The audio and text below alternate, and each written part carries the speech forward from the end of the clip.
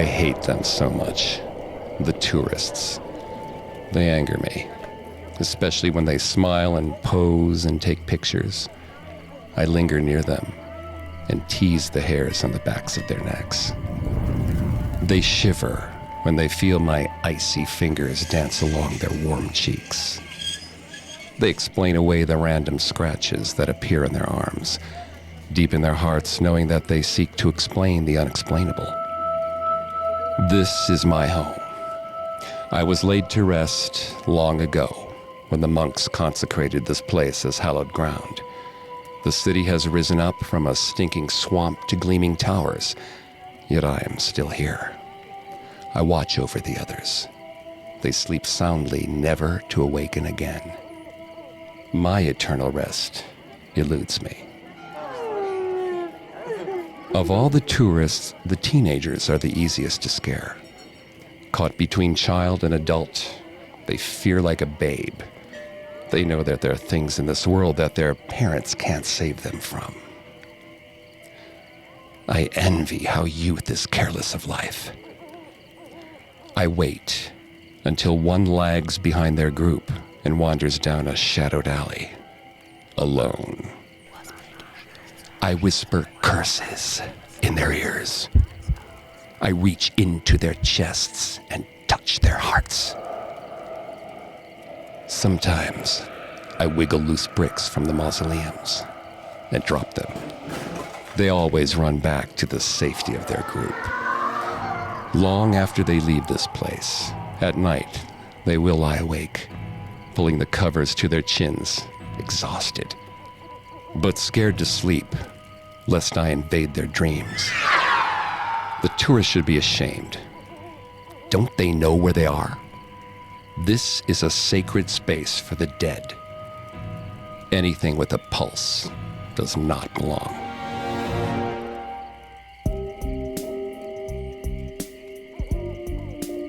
Welcome to Haunted Places. I'm Greg Polson. Every episode, I take you to the scariest, eeriest, most haunted, real places on Earth. This week, join me on a supernatural journey to the beautiful necropolis of La Recoleta. To this day, it's haunted. If you can't get enough haunted places, don't forget to subscribe. You can find us on your favorite podcast directory, as well as on Facebook and Instagram at Parcast, and on Twitter at Parcast Network. First opening in 1822, La Recoleta is one of Argentina's most famous resting grounds. Some tourists wandering alone through the cemetery have experienced odd phenomena. The feeling of being watched, spooky whispering in the wind. A few claim that angry scratches appeared on their arms and legs during a visit to the famed cemetery. Many tourists visit La Recoleta to view the amazing architecture. The necropolis is truly an elaborate city for the dead. It's a 14-acre sprawling maze of narrow walkways winding through towering mausoleums and vaults. The crypts are decorated in a hodgepodge of architectural styles, including Art Deco, Baroque, Gothic, and Neoclassical. There are statues, winged angels with trumpets, towering spires, Masonic symbols, and stained glass. Buried at La Recoleta are some 4,000 souls, some of whom rest more peacefully than others. Several denizens of La Recoleta have tragic stories that have garnered them interest and fame after their deaths. During the Cisplatin War with Brazil in 1827, 17-year-old Elisa Brown eagerly awaited the return of her fiancé, Sergeant Mayor Francis Drummond, who fought under the command of her father. Unfortunately, during the naval battle of Monte Santiago, Francis was mortally wounded. With his dying breath, the young commander handed his watch to the admiral to give to Elisa. Devastated by her lover's death, Elisa is said to have drowned herself in her wedding dress. She believed that she could be reunited with the soul of her lover. Alas, Elisa and Francis were buried in different cemeteries. He at the cemetery of Socorro, and she at La Recoleta. Death shattered Elisa's dreams for the future. Could true love transcend death? Could Elisa bend fate to her will for the afterlife? This is assuming their souls went to the same place. Most religions consider suicide an unforgivable sin.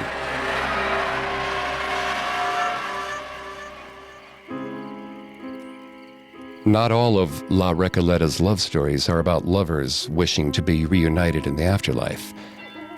30 years. For 30 years since 1850, Tiburcia Dominguez felt dizzy with rage. She gripped her cane and stood taller, lifted her head higher. 30 years. She would not show emotions for the relatives who came to gawk and whisper. For the last 30 years, her husband had not spoken to her. Not a bless you when she sneezed, or even a pass the salt. In fact, most of the time he had simply pretended Tiburcia wasn't there, only acknowledging her when she stood in his path. Tiburcia felt a strange satisfaction as an usher closed her husband's casket. Now he was dead, and she would have the final word. In the 1850s, after a fight about money, Tiburcia Dominguez and her husband Salvador Maria del Carril began a war of silence. For the next 30 years, the couple did not speak to one another, even though they lived in the same house.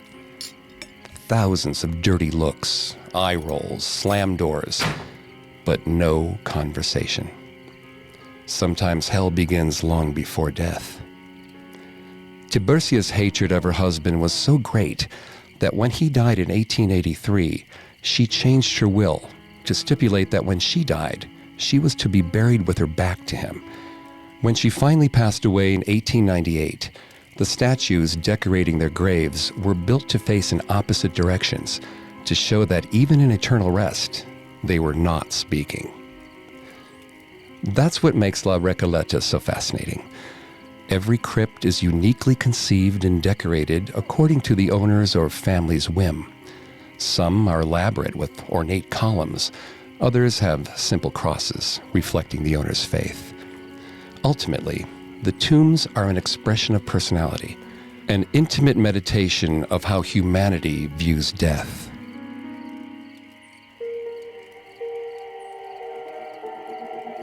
Here's a tale of how La Recoleta speaks to the very heart of primal fear. Please join us on a quiet afternoon in 1902, not long after a funeral has taken place. It's dark, cold, quiet. Where are you? You try to sit up and bump your head. There's a heavy marble slab above you. How long have you been here? You try to remember something, anything, but your mind is foggy and your head throbs. Disoriented, you try to rub your forehead, but your hand won't move.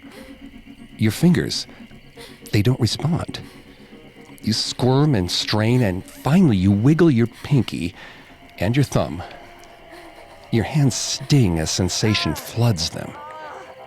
You reach out, and your fingers scrape across rough stone. You're lying in a box? You panic. Adrenaline courses through your body, wiping away the lingering stiffness, making your limbs tingle and burn. You scream for help, but your throat is on fire. You pound on the stone until your fists begin to bleed, but no one comes. You bring your legs up as far as you can and push, straining to move the slab, but all you do is break something. Time passes. You don't know how long. You think you hear someone pass by, but they seem muffled, far away. You howl and kick and pound anyway, but to no avail. Exhausted, you weep. Salty tears burn down your cheeks. With the last of your strength, through cracked, dry lips, you beg God and all his angels for mercy. But he turns a deaf ear to your pleas. They thought you were already dead, but they were wrong. You die alone, terrified, trying to escape from your coffin.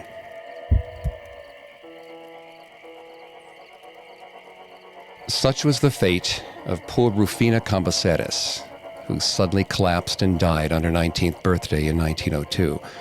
Or to be more precise, Rufina collapsed and was pronounced dead by doctors, who turned out to be wrong.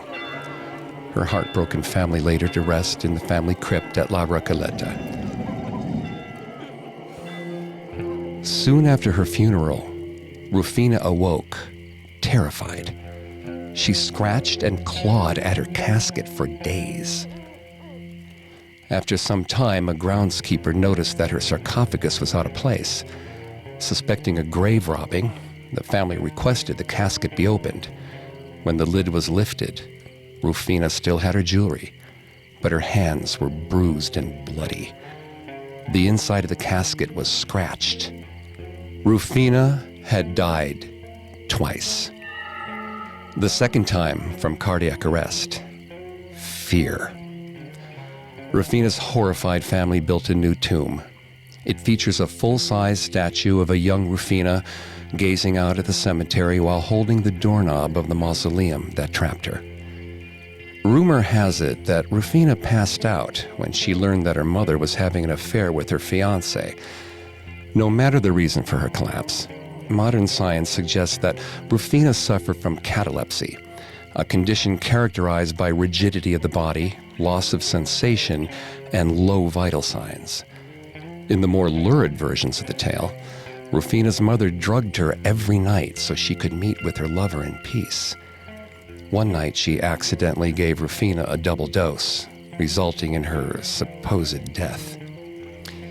Of course, those who can verify such a tale have passed into eternal slumber themselves. Our story will continue in a moment, right after the break.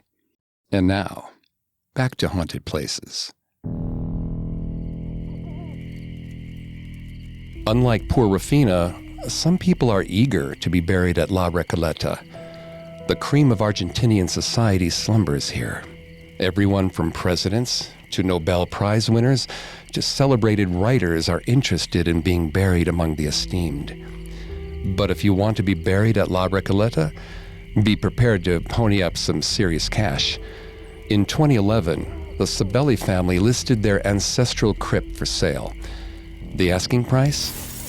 Approximately $256,000 in US dollars. Granted, the crypt could hold up to 20 corpses, but its main feature is that it's a next-door neighbor to the Duarte family crypt, where former First Lady of Argentina, Evita Perón, is buried. Don't cry for me, Argentina. Yes, that Evita. You can purchase other crypts in the cemetery cheaper, but not by much. People say that La Recoleta is the most expensive real estate in all of Buenos Aires. Don't worry if you lack the financial means to be buried at La Recoleta. You can rent a crypt for the day to display your corpse. Feel free to add a temporary plaque to proclaim your family name. Your relatives can show up in their best black and publicly mourn you, taking pictures for posterity. But for some people, that's not enough. Here's a legend that takes place in the early 1900s. A young man is bound and determined to take his slumber among the elite at La Recoleta. He digs. It's hot, muggy. Sweat stings his eyes. At funerals, ladies in black mourning dresses gently wave fans to cool themselves as they listen to the priest drone on. Sometimes they faint anyway. He digs. Today it's cold. The ground is crusted over with a film of frost. He stomps hard on the edge of the shovel to force it into the dirt. He likes the cold. Sometimes wealthy families bring flasks of hot tea to share after a funeral. The generous ones offer him a drink, and he can pretend he's one of them. An important guest mourning the death of a beloved family member, not a laborer with dirt caked under his fingernails. At night, he lies awake on the hard mattress in his cheap room. Lingering in his nose are the smells of La Recoleta, earth, heavy perfumes, and the stench of rotted flesh from when a tomb has not been properly sealed. He thinks about the mourning people he sees at funerals. Some are sincerely sad, but most weep loudly, hoping they'll be honored in the will. He digs. It's spring, and the street cats that live in the cemetery have produced kittens. His favorite cat, a black large Tom missing an eye, lounges lazily in the sunshine, watching him work. Muscles aching, he stops to wipe the sweat stinging his eyes. The cat suddenly arches its back in warning and hisses. He looks around, and he sees her. A child. A young girl wrapped in a burial gown. She cries, her mouth wide open. Snot drips from her nose. Her bare feet make no noise on the cobblestones. In fact, she seems to float just above the pavement. She drifts to an ornate mausoleum and vanishes into the wall. He reaches out a dusty, calloused hand and pets the cat, soothing it. It calms, begins to groom itself. He stares after the girl. More and more he sees them. At first it was just out of the corner of his eye, but now he sees them all the time. Sometimes even standing next to their weeping loved ones at their own funerals. He wonders if they know that they're dead. He digs. He grows older. At night, in his cheap room, his joints ache. The hard mattress does not help. When he closes his eyes, he sees them. The ghosts of La Recoleta. Some old and fragile, some young and sickly. Others have horrific injuries, twisted limbs or gunshot wounds in their chests that drip blood. The drops of blood always vanish before they hit the ground. Lately, they've realized that he sees them. They speak to him. But it sounds like muffled whispers and makes his head buzz. He wonders, what could they be trying to say? Some nights he drinks cheap red wine until he passes out. Even then, he dreams of them, the ghosts. Their fingers reach out, beckoning him. At dawn, he walks through La Recoleta. He likes the cemetery best at daybreak. It's tranquil. No one else is around. He admires the way the rising sun turns the cherubs on a mausoleum gold. He unlocks a shed and opens the door. A young man stands among the rakes and shovels. Half of the young man's face is mangled. His left eye simply a bloody socket. Though he is used to them by now, occasionally the ghosts still catch him off guard. He attempts to slow his breathing. As the young man speaks, a loose flap of flesh moves, exposing his jawbone.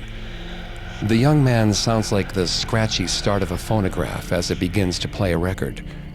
He shakes his aching head. He does not understand. Again, the young man speaks. Again, he shakes his head. The young man reaches out a hand and touches his arm. Though he does not feel the touch of the young man's skin, a cold shock travels up his arm and he shivers. He picks up his keys and loads his shovel onto the wheelbarrow.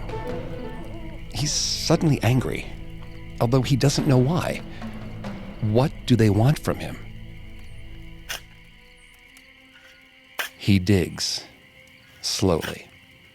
The air is thick, making it hard to breathe.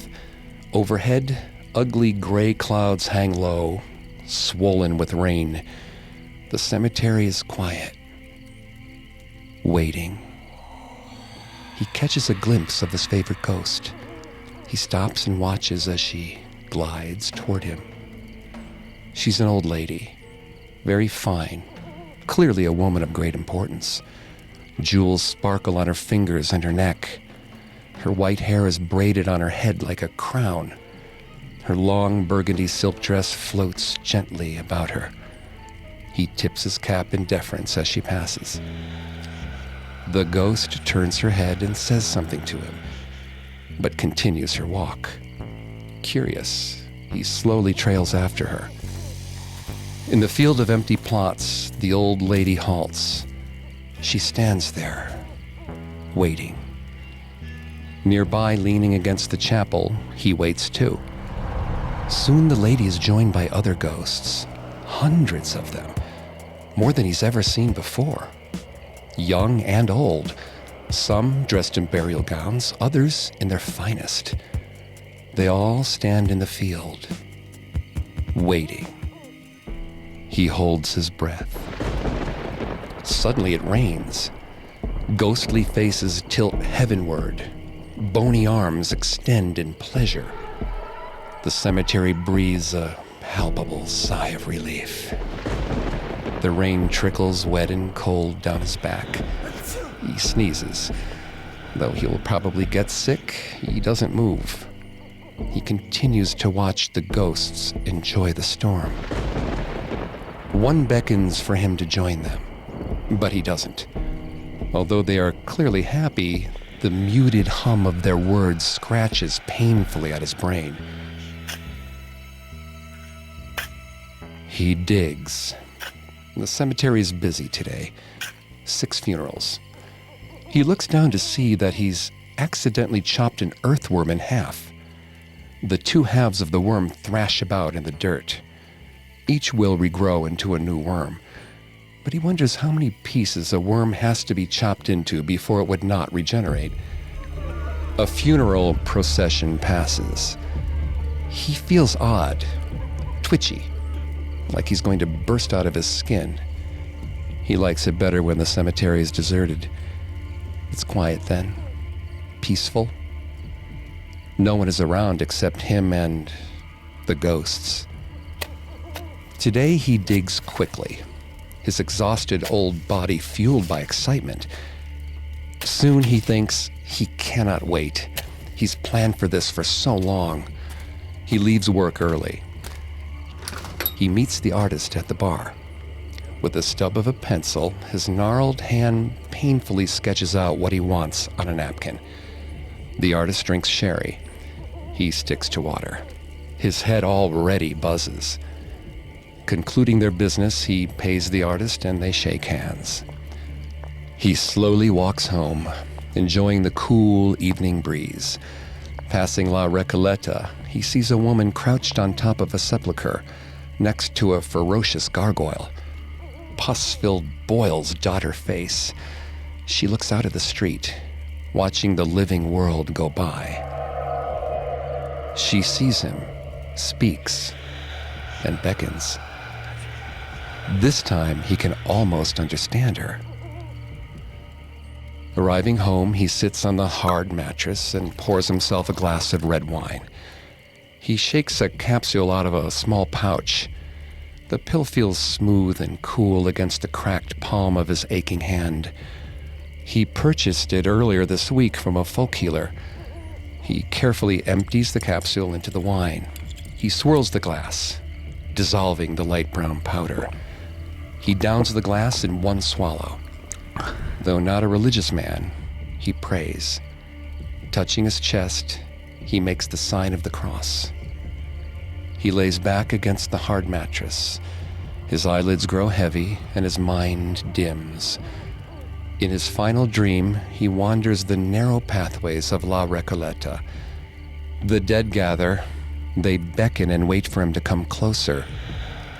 When he does, they speak to him. Finally, he understands what they're saying. Welcome.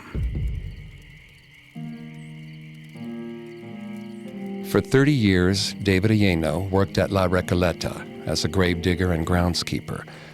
The daily strain of being faced with death unhinged David's mind. He carefully hoarded his money for his own plot and decorations. When David had saved up enough money, he commissioned an Italian architect to sculpt a statue of him, and then hurried home, and killed himself. David now rests in eternal slumber. Or does he? It's said you can still hear the jangle of David's keys as his ghost walks the pre-dawn rounds of the cemetery. Maybe David can't let go. Once upon a time, he longed for death, to be counted among the prestigious deceased at La Recoleta. Now that his wishes come true, he longs for life and cannot leave the cemetery, his last link to the living. La Recoleta is a bridge between this world and the next. It is the dead asking once more to be seen and heard. Maybe that's why La Recoleta is so popular with the tourists. The living have a great fascination for the dead. Just as the dead who are not at peace have a great fascination for the living. We'll return to our story in just a moment from the Parcast Network. Now, our story continues.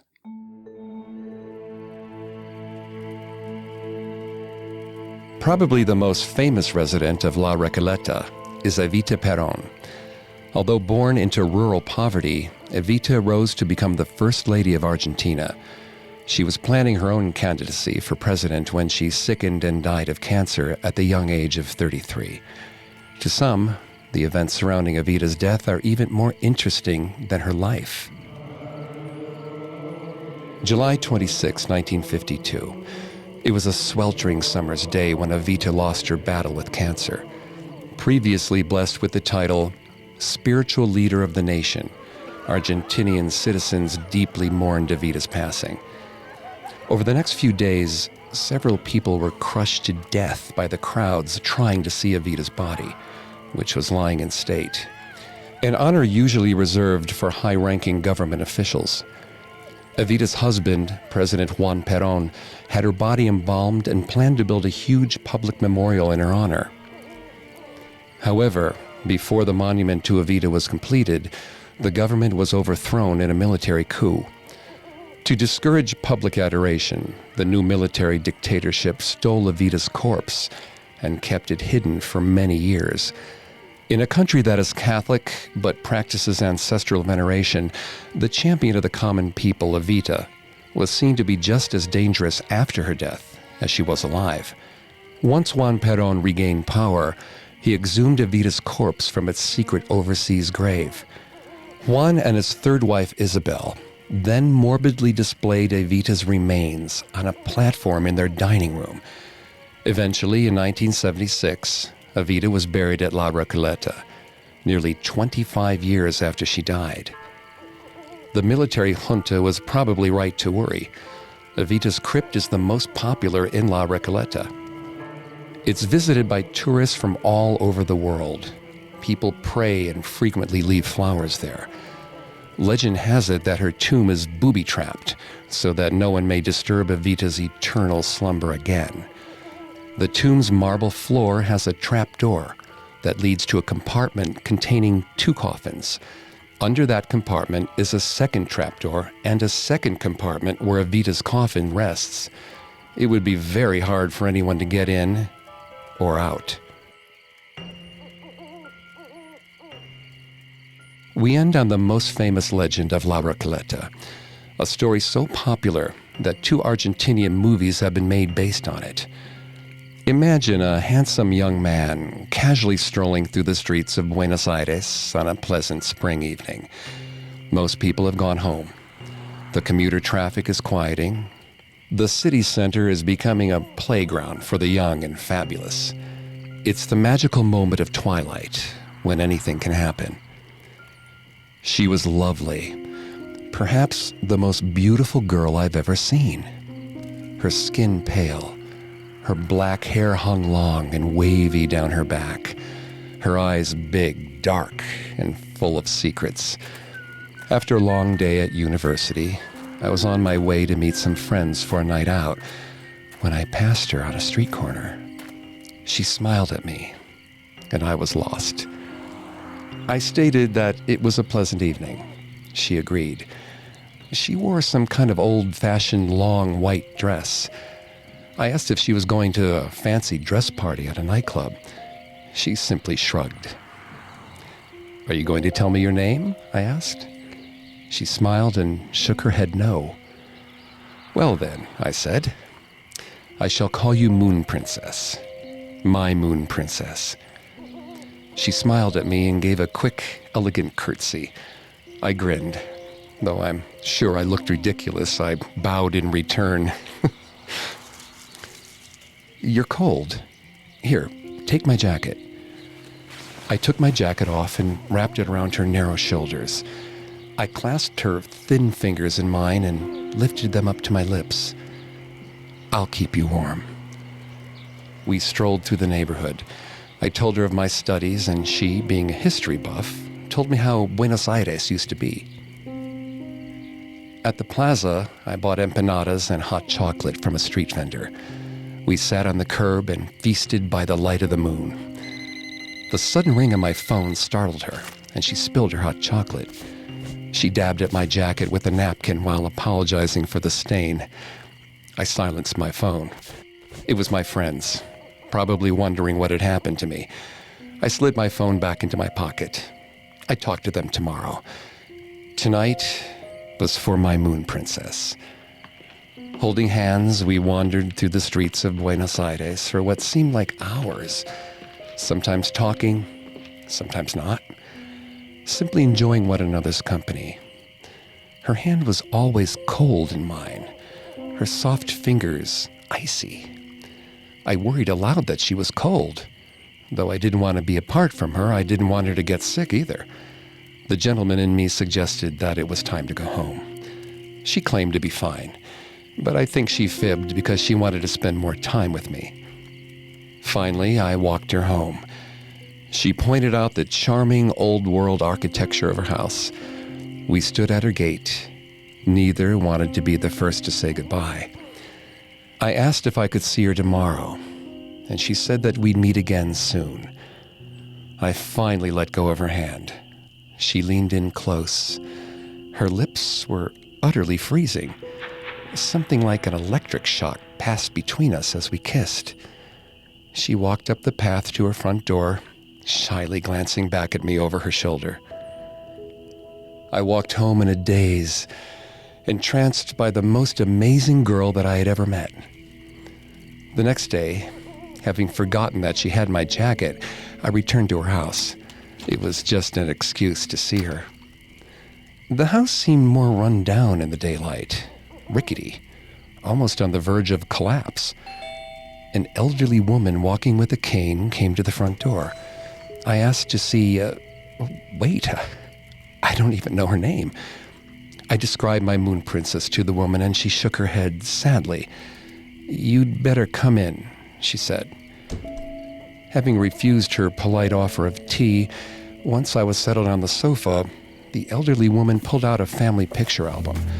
She explained that her family had owned the house for nearly 200 years, and the lovely girl I met, my Moon Princess, was her great-aunt Luce, who had died some time ago. I did not believe, but she showed me a picture. In black and white, Luce smiled up at me from the page. She stood on the running board of an old car wearing a long dress, similar to the one she wore last night. I didn't know what to say. Luce's grandniece shut the photo album and set it on the coffee table. She smiled at me sadly. As I understand it, she was a lively girl, very popular. It was tragic she died so young. Cancer. At the end, all of her beautiful hair fell out. "You know, you're not the first young man to show up at my door." She shrugged. I expect that sometimes she gets lonely. I left Luce's house numb. How could this be? Just last night she talked with me, laughed with me. I held her in my arms. Though I had not planned it, my feet carried me to La Recoleta. I searched through the cemetery until I found her tomb. When I saw the beautiful statue of Luce in repose that decorates her sarcophagus, I fell to my knees beside it. I'm not ashamed to say that tears traced a path down my cheeks as I caressed the cold marble face of Luce's statue. I spent hours like that until the last light of the sun left the sky, until my knees ached and I shivered in the evening breeze, until the groundskeeper found me and forced me to leave La Recoleta. Weeks have passed since then. I don't eat. I don't go to class. I know Mama is worried about me. But after seeing the disbelief she couldn't hide, I no longer speak to her of my lost love.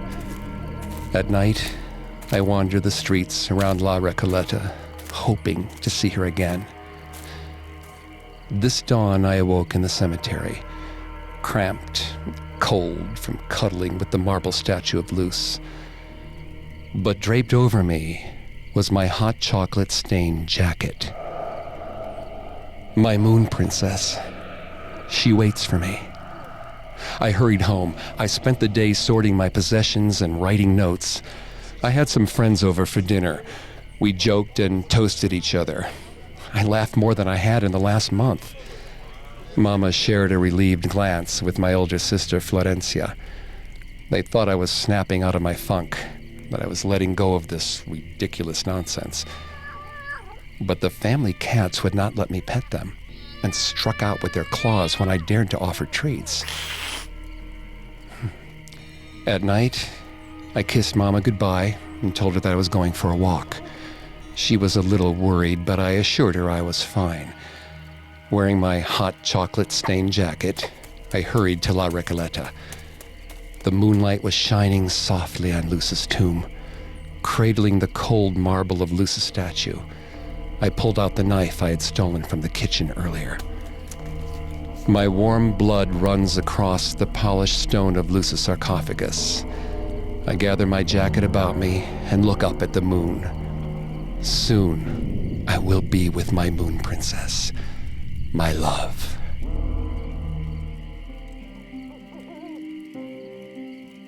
For years, people have told tales of the Lady in White. She's the alleged ghost of Luz Maria Garcia Beoso, who died of leukemia at age 15 in 1925. The legend is so well known that young men of Buenos Aires have avoided picking up girls at the corner of Vicente Lopez and Asquenaga, where the cemetery is located. There are many versions of the tale, but they all end with a young man becoming crazed and heartbroken when, after a night of romance, he finds out his lady love is a ghost. Graveyards are a beautiful way of honoring the dead, a place in remembrance of lost loved ones, gone but not forgotten. But perhaps they're also a place where the membrane between our life and the next is thin, where determined souls can reach out and touch us across the great void of death.